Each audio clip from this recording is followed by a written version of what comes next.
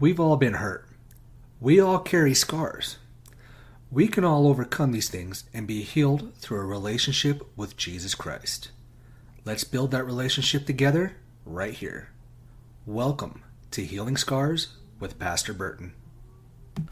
Hey everybody, welcome back to the Sanctuary. So good to have you here with us as always. And to those of you who are new, welcome. Thank you for joining us. So, sometimes it is tough. It is just really tough to remember that there's still hope out there for all of us. Times get tough. Life gets tough. And we focus on all those things that are happening around us or to those that we know and we love. We've all been guilty of this. It happens. It's not like our favorite stories out there where the hero's going up against all the odds and in the end we know they're going to succeed. You know exactly what I'm talking about.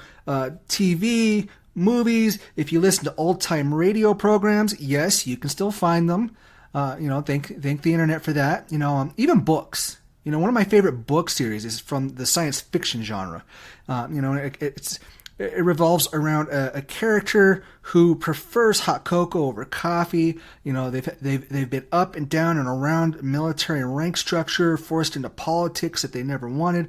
And, unlike various characters and heroes in the media and, the most popular of, the genres, this character is really easy to relate to because of their various frustrations, the various obstacles that they have to overcome just in their life, the various injuries that they sustain, things that from minor to downright life altering, and I truly mean that, and something, that's something that many of us who have served in the military and as first responders, can relate to. However, in the end, we know that these made-up characters are going to win, and of course, by default they're doing their job, and, part of the entertainment value is masses are going to be saved because of it. However, our own lives, well, let's face it, it's a bit harder to see when it comes to our own lives. God is there, and the hope that we have because of it is still there. And we see this throughout the Bible. Now, if you go back to our Reluctant Leaders series, I talk about a lot of these things, and it's from one end all the way to the next. That's one of the big focuses of the Bible is, that hope that we have, in Jesus. However, for today, we're going to focus on Joseph. This is someone that we know a lot about. And of course, for today, I'm going to take a little different route. Usually we go through and it's verse by verse. I'm going to use a different style of preaching at you today. All right. A little different. For some of you, you might like this. Some of you, well, you might not, but that's okay because we have a lot to go through real quick. And you're going to understand why I do this very soon. All right. So we're actually going to go all the way back to the beginning of our books, and we're going to crack open Genesis. And we're going to start in Genesis 37. All right? And we're going to go through a few chapters here. So in Genesis 37, we see Joseph's beginning. In verses 1 through 4, we learn that he was a Canaanite. He was about 17 years old. And even though he was the youngest child, he was still his father's favorite son. His father even went so far as to have a special robe made for him. Now, back in these days, robes were very common, and they served a multitude of purposes, very similar to kilts. Those of you who follow Celtic trends and fashions, I think we're all familiar with the kilt, especially like the great kilt. Even today, we have certain garments that are made to multitask, right? But robes back then, they were everything from very bland to very elaborate, depending on a person's position and wealth and all that. They were short-sleeved, typically. And like I said, they served a lot of purposes, from cradling to carrying to protecting the wearer, all sorts of stuff. And Because Joseph was his father's favorite, his brothers were extremely jealous to the point that they were hateful of him. Now, this is something that we can all relate to, isn't it? Not necessarily with our siblings, but with coworkers and acquaintances, depending on your age and where you're at in life, maybe other students. None of us are ever going to be able to please everyone. It just will not happen. As much as we want to, as much as we might try, we won't befriend everybody. Popularity, this is one of those things, it may come easy for some, but for the vast majority of us, for many of us, it's going to be very elusive. The term people like to use these days is haters gonna hate. Just a way to kind of boost themselves up. Like okay, yeah, they're haters just gonna hate. I'm all that and bag of chips, whatever. Other times, our hardships, they come in the form of other difficulties in life. Like that car that breaks down. That's something I'm dealing with personally myself right now. Or that leaky roof that the landlord just can't seem to get fixed, regardless of how many different people or how many different companies they call and have come out, and they're like, oh yeah, it's good, and it just keeps on leaking. Or various other things in life. We have them. You know what I'm talking about. All right, to make matters worse, verses 5 through 11 here, Joseph, in his own immaturity, and this is something that comes with age, it happens, he shared a dream that he had. And this was a dream that spoke of a future to come where he'd be in a great position of leadership. Now, this was the tipping point for his brothers. They mocked him. They plotted against him at this point. Whatever, it was just a bad situation. He had a very hostile home life. Now, maybe he only meant to share this vision he had, or maybe he was bragging. Either way, it doesn't matter, because the way his brothers looked at it was that he was being boastful. And let me remind you, nobody likes a braggart. Nobody likes a braggart. Even his father told him, dude, you need to keep this stuff to yourself. A hard lesson was coming because of this. So life was already hard for him. And he's already kind of struggling. He kept getting pushed down to the bottom of the barrel, so to speak. He was facing these challenges very early on, as we all do. And like many of us at that age, he didn't really seem to have a filter either, did he? If something was on his mind, like this dream, he shared it. It came out. Sometimes we're made aware of things. It's just the things that come, whether it's life experience, and, from the things that we do and the things that we've seen, or God talking to us. And, and sometimes, as much as we want to say something, sometimes it's just better that we don't. Just bite that tongue. Some things are meant to be strictly between God and us individually. You see, even at this early stage, we're also seeing something that we can all relate to. Life seems to be one struggle after another, one challenge after another.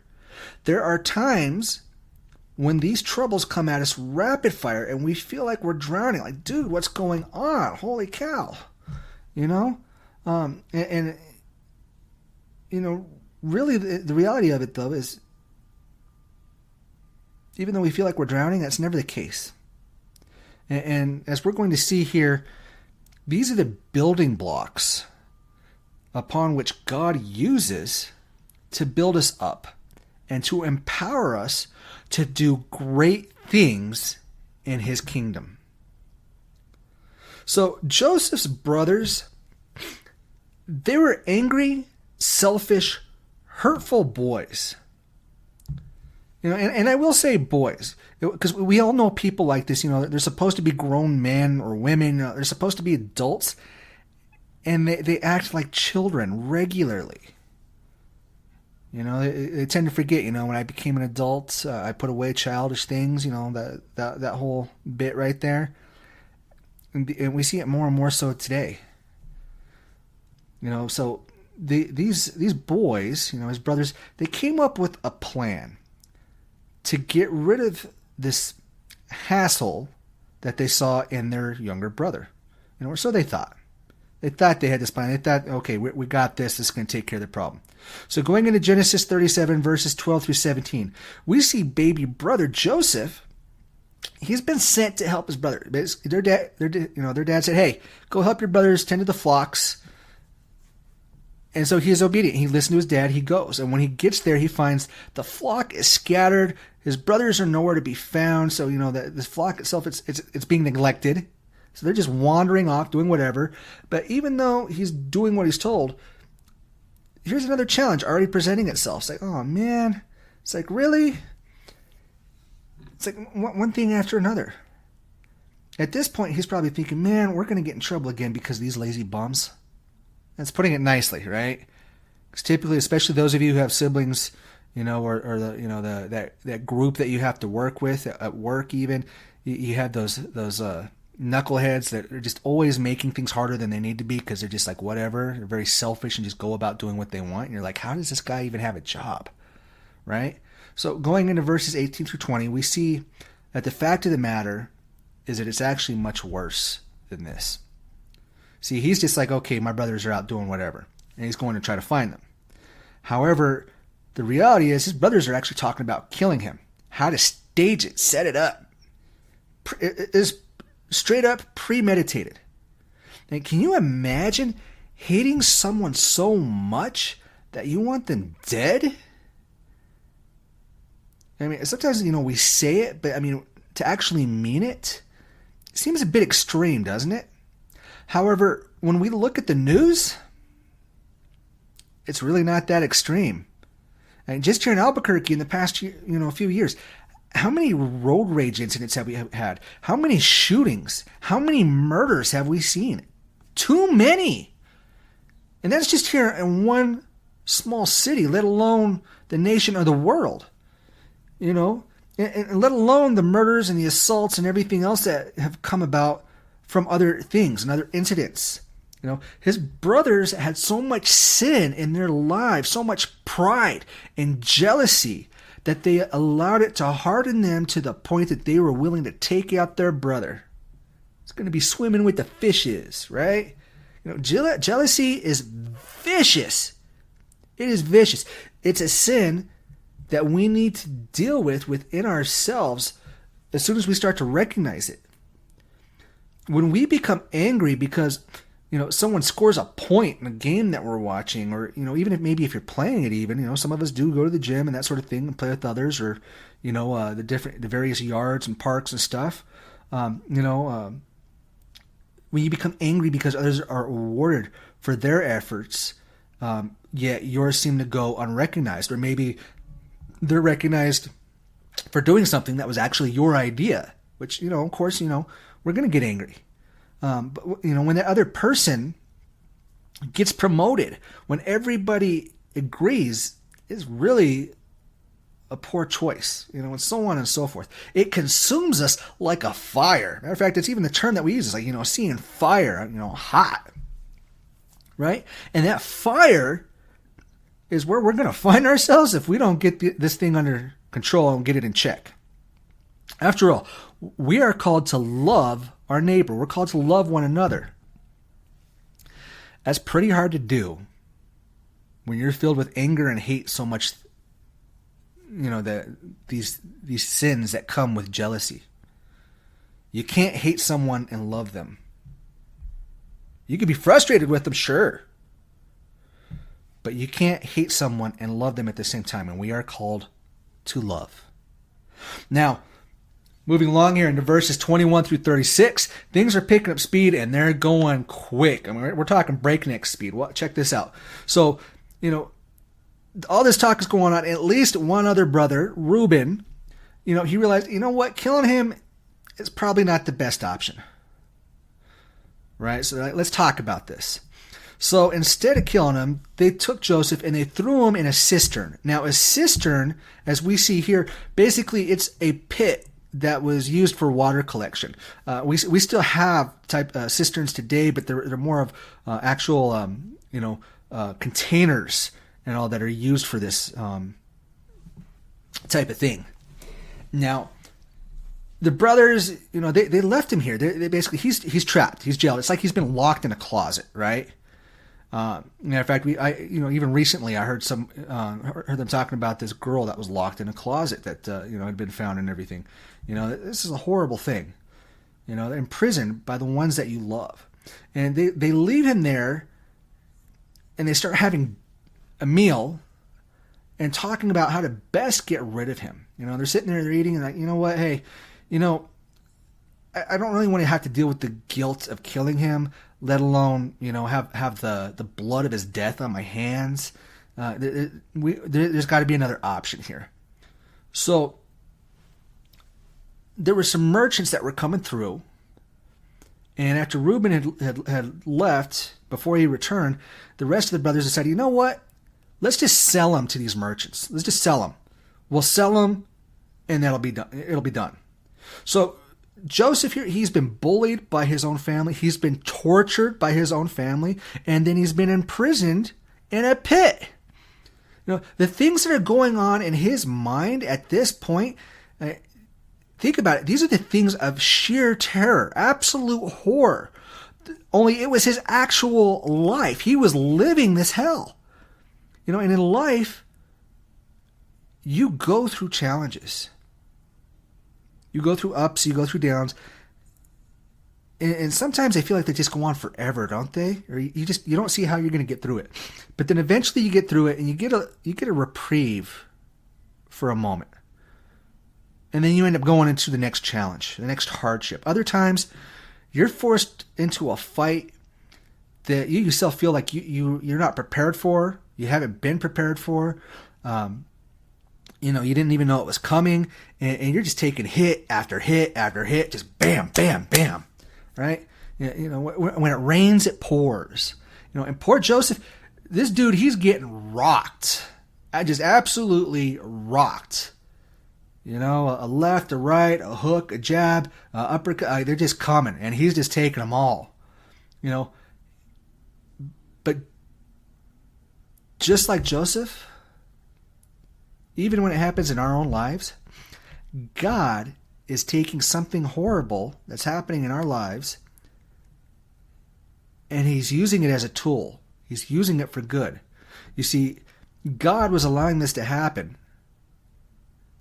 because he was already in the process of working to start to try building him up and to start molding him into the person he would become. We're going to see more of that here in just a moment. Okay? Now, at this point, Joseph, he's just property. Plain and simple, he's been property.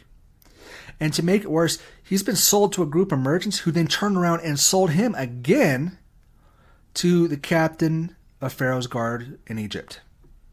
All right. Now we're going to skip over Genesis 38 because we're focused on Joseph. So join me now, in Genesis 39 now. So in Genesis chapter 39, verses 1 through 6. At this point now, Joseph is now the servant of Potiphar. Potiphar is a wealthy officer. Being the captain of the guard, he was the modern day equivalent of a general, basically. He was a general. He was high up there. He was way up the ladder. He had the riches, and all the things that accompany that kind of position in life. That the creature comforts, the whole bit. Now, Potiphar, having earned his position, he had a keen eye. And this guy, he wasn't a dummy. Especially being in Egypt. This is a guy that we know he's educated, he's been around, he's worked, and he's moved himself up. He wasn't just handed this position. All right? And he noticed something. He noticed that everything that Joseph did was absolutely awesome. Joseph, he was blessed by God. Absolutely blessed. So even though Joseph had to endure all these tragic events that forced him into slavery, God's hand was on him. He was still guiding him. And so he began, this is what we call being prosperous. He built up, he was respected, he was successful. And Potiphar recognized Joseph's worth and eventually elevated him from just being a servant to being in charge of the household, and then being in charge of his entire estate. Inside and out, in the house, in the fields, the whole bit. Verse 6 goes so far as to tell us this. This is what the Bible says. So Potiphar left everything he had in Joseph's care. With Joseph in charge, he did not concern himself with anything except the food he ate.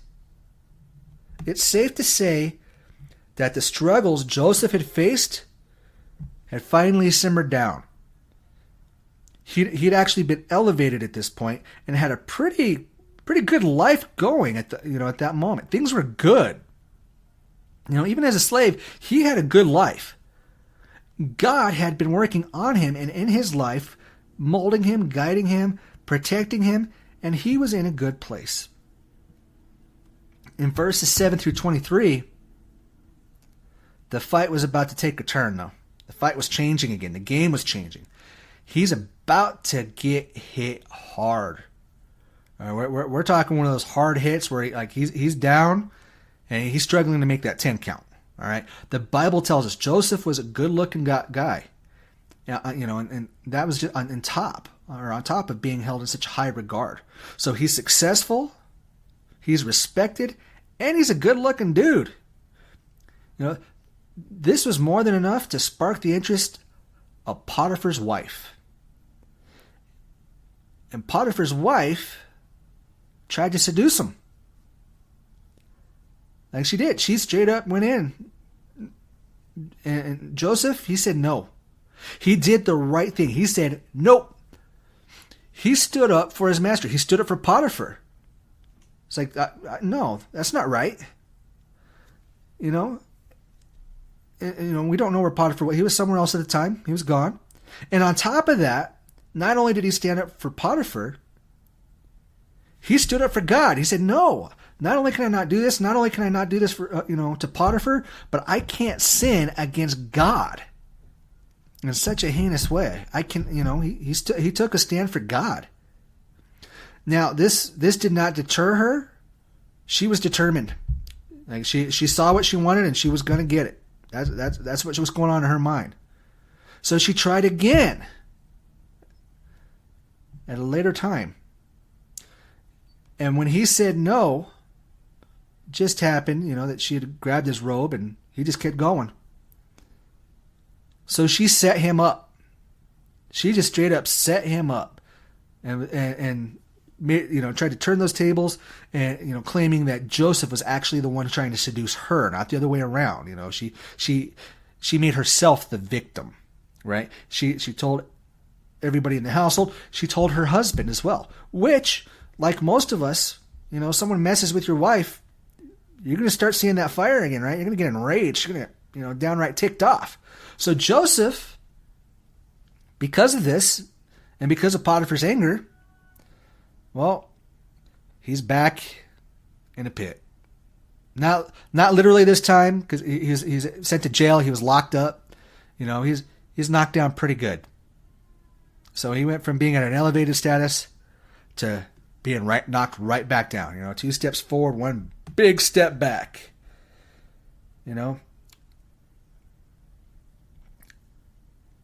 It's really easy to get caught up in it. It's real easy, when you're down. It's so much so that we have this victim mentality that's just absolutely permeating our society these days. The whole woe is me thing. We all know the song, nobody knows the trouble I've seen. Yeah, it's right there. That whole pity party, the wambulance. We let these things define our lives. This happened to me. This sucks. It shouldn't have happened. But we shouldn't. See, what we should do is be like Joseph in chapter 40 here. So chapter 40, here he is. He's in prison. However, again, God is still with him. God is still guiding him. And he's being prosperous again. He's been entrusted to take care of things. He's working in the jail. And, we see in here, he actually acknowledges the fact, he's innocent and he shouldn't be there. However, he does not let that define him. Instead, he focuses on the work that God's placed before him. He's taken we'll just say it, downright horrible situation, just absolute garbage. But he's moving through it for good. He's working it for good. So, part of the work that he's had placed before him, he has 2 jailed officials that are locked up in there. And these guys, they're having dreams. They don't know what to make out of it, though. So he talks to them. It's like, what's going on? What's troubling you? And they tell him his dreams. Because God gifted him, and God gifted him with the interpretation of these dreams. So he tells one of these guys, one of these officials, you know what? Hey, sorry. You're about to die a horrible death, and an example is going to be made of your remains. However, the other official, Joseph, tells him, hey, don't worry. Just a few days, you're going to be restored to your position. You're going to be okay. And then he simply asks him, hey, when you get restored to your position, please, please don't forget about me. And tell the Pharaoh about me. Sure enough, that official is restored and then promptly forgets for a while. See, the key here, though, the takeaway is we need to work diligently. We need to stay focused on what God's placed in front of us and not get caught up in the bad things that are happening to us and around us. We got to keep our eye on God. We need to keep our eye on Jesus. Now, I'm not saying it's easy. Matter of fact, it's far from it. The Bible doesn't tell us we're going to have an easy life. In fact, it tells us the opposite, that things are going to be tough for us because we're followers of Christ. Straight up, life is going to be hard. Sometimes it's just downright going to suck. But we stay focused on God, and we know things are going to be okay. Things are going to work out. And it's going to be even better when we reach the finish line, right? Now, in chapter 41, that official finally remembers Joseph. Things finally click for him when when the Pharaoh needs to have this dream interpreted for him. So the official, he finally remembers Joseph. Say, oh yeah. See, the Pharaoh, he's having his dream. It's troubling him. It's very detailed. It's very vivid. A lot of stuff's happening. And he reached out to everyone he could think of. We're talking magicians, wise men, everyone he could think of. And not a single one of them could tell him about his dream. So this official, he tells Pharaoh, hey, I was in jail, and this guy, he interpreted my dream, and he's been wrongfully imprisoned. So Pharaoh's set for Joseph. Joseph gets cleaned up, and he goes in, and Pharaoh tells him, hey, I'm having these dreams. I need it interpreted. He's like, hey, you know what? Sorry, I can't interpret the dream. However, God can. He gave the credit to God, the one it truly belonged to, the glory, the victory of God's. Because on his own, could he do it? No, absolutely not. God had to intervene here. So, and you think about it. He's standing here, and basically Pharaoh's been telling him, he's like, hey, I was told you can do this. And he's like, no, God can. And that's a pretty bold statement to make to the highest man in the land, in a land where they still worshipped several gods. And then he went on to tell Pharaoh, it's like, you know what? Let me tell you what God's telling you in this dream. And he told him what was coming and how to plan for it. And because of this, Pharaoh now saw Joseph as Potiphar once had, as someone who could be entrusted with the greatest control. Joseph not only was no longer jailed, but elevated to one of the highest levels possible at that time, one of the highest levels imaginable at that time. Joseph was now higher than even Potiphar was. He was now in charge of all of Pharaoh's palace and all of his people. Joseph, he got back up. That 10 count hadn't been made yet. He's back up. He's back in the fight and swinging like a champ. Boom! After this, he was promoted again to Pharaoh's second in command. Pharaoh even said, you're going to be the high. I'll only be higher to you on the throne. Life was good. He was in charge of all of Egypt, not just part of it, not just a slim piece of it, all of it. That's how much the Pharaoh trusted him. Now, in chapters 42, 43, and 44, Joseph has a reunion of sorts with his brothers.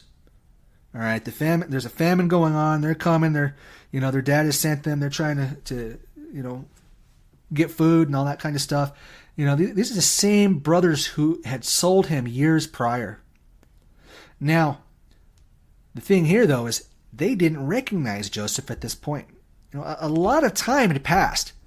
And likely because of Joseph's position, they're not even expecting it to be him. So Joseph, he has a little bit of fun. He toys with them a bit. It's not until chapter 45 that he makes himself known to them. Not only has his own dream from their youth come to pass, but he shows kindness. Not anger. He could have, but he shows kindness, not anger. Love, not disdain. The Bible says this in Genesis 45, verse 5. And now, do not be distressed, and do not be angry with yourselves for selling me here, because it was to save lives that God sent me ahead of you. The big picture is starting to show itself, isn't it? Joseph was put into a position to save the lives of a nation. Not just a couple, thousands. We focus on the now. That is our tendency. That is part of the human condition. We focus on the now. And for Joseph, it was several years, decades even, an entire lifetime that he was being built up and prosperous, successful. That's what that word prosperous means, is that he was made successful by God, because God had this plan for him. And not only that, but even in the hardest times and with the biggest struggles, Joseph stayed loyal to him. You see, in life, we see a small episode during the time that it's happening. We don't see the story arc that's coming. We don't know where things are headed. Each day is just a frame in the big motion picture of life. In the film Rocky Balboa, Sylvester Stallone's character, he says this: "You, me, or nobody is going to hit as hard as life. But it ain't about how hard you hit. It's about how hard you can get hit and keep moving forward. How much you can take and keep moving forward. That's how winning is done." And it's true. We're going to experience a lot of hardship, a lot of obstacles, a lot of hard hits in life. Sometimes it's going to come one hit at a time. Other times, we're going to be absolutely stunned because of how fast and how unrelenting it's going to be. James chapter 1, verses 2 through 5, the Bible says this: "Consider it pure joy, my brothers and sisters, whenever you face trials of many kinds, because you know that the testing of your faith produces perseverance. Let perseverance finish its work so that you may mature and complete." not lacking anything. If any of you lacks wisdom, you should ask God, who gives generously to all without finding fault, and it will be given to you.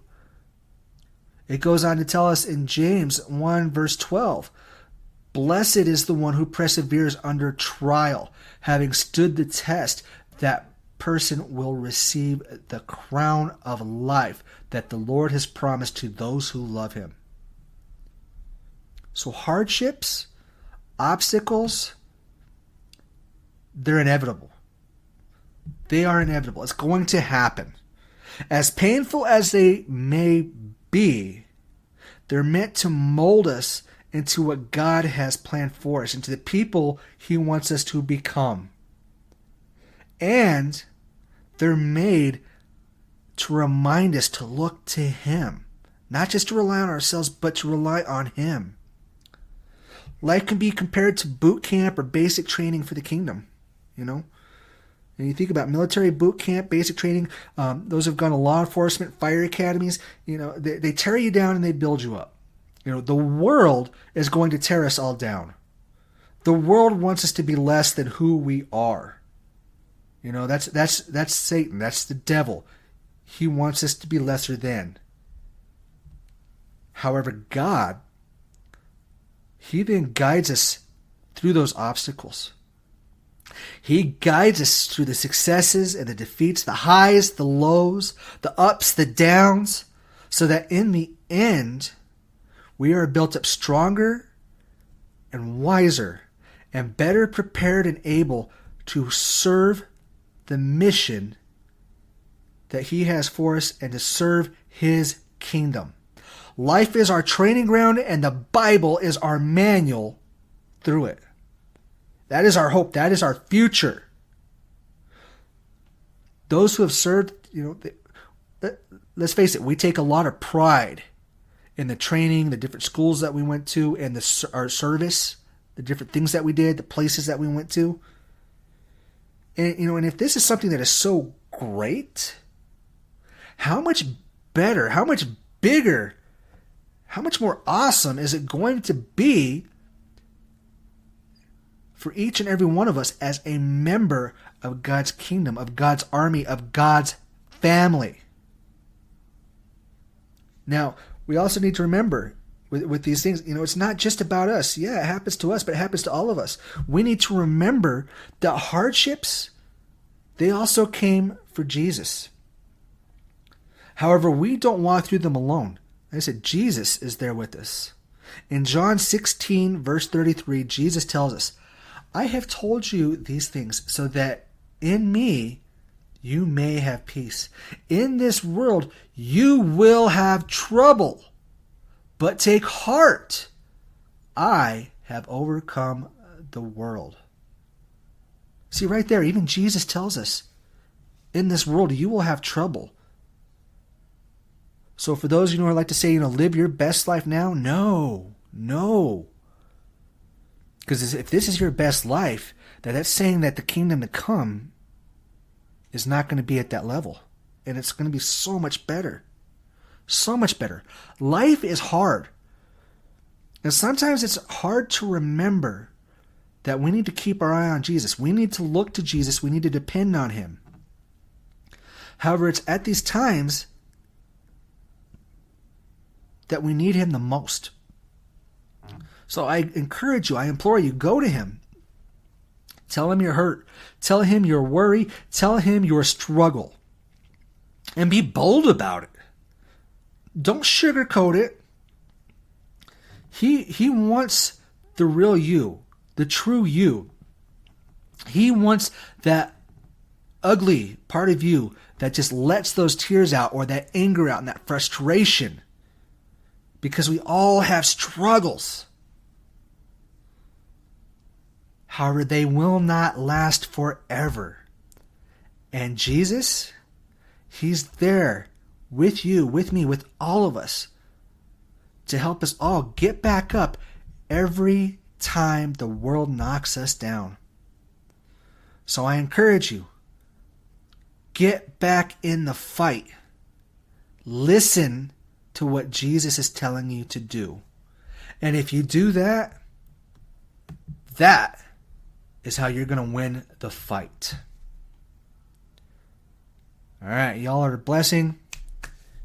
Go be the church. I want to thank you for joining us today. If you have any questions, prayer requests, or would like to know more about our ministry, you can find us on our website at bethelightsanctuary.org or on Facebook at Be the Light Sanctuary. We'll catch you next time. God bless.